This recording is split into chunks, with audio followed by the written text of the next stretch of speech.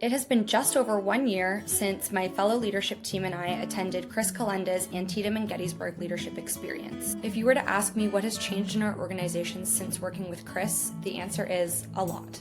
My name is Cass Bald. I am the senior team manager for the Lisa Larder Group and Godaxi Corporation. We are a full-service marketing agency serving dozens of clients in various industries, and we first decided to leverage Chris Calenda's leadership training because we wanted to really improve our leadership abilities. We wanted to improve how we manage our team members, wanted to improve how we service our clients, and ultimately grow our business.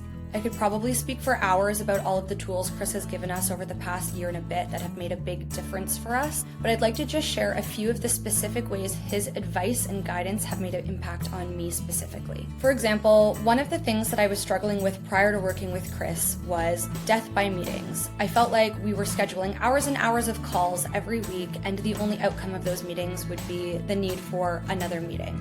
We couldn't make a decision, and we just weren't getting anywhere. So fast forward to literally standing on a battlefield while Chris set up his whiteboard and got out his markers, and he began asking us questions about what do we typically talk about on meetings, who's typically present on those calls, and how does the conversation typically go.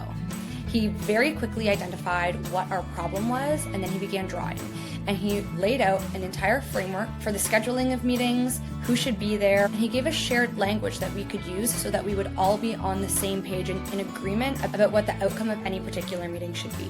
This has helped us save countless hours of our time, it's helped us act faster, and it's improved the efficiency, effectiveness, and how enjoyable these meetings are. The second of many examples that I can share of tools that Chris has given us to improve our leadership is a chart that lays out any employee's growth trajectory and identifies what zone they might be in throughout their learning. So he started by drawing an X and Y axis, and he drew semicircles within that chart. And within the first section of the chart is the comfort zone. In the second section of the chart is the chaos zone. And then the third section is the zone of transformation. So he explained that any employee in the comfort zone has to go through the chaos zone in the learning process of taking on a new task in order to get to the zone of transformation.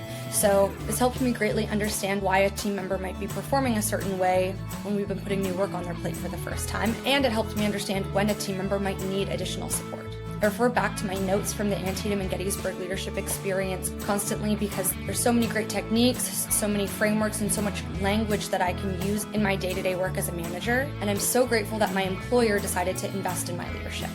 If you're a manager, I highly recommend you speak to your supervisor about the importance of investing in your own leadership because it truly does make such a difference.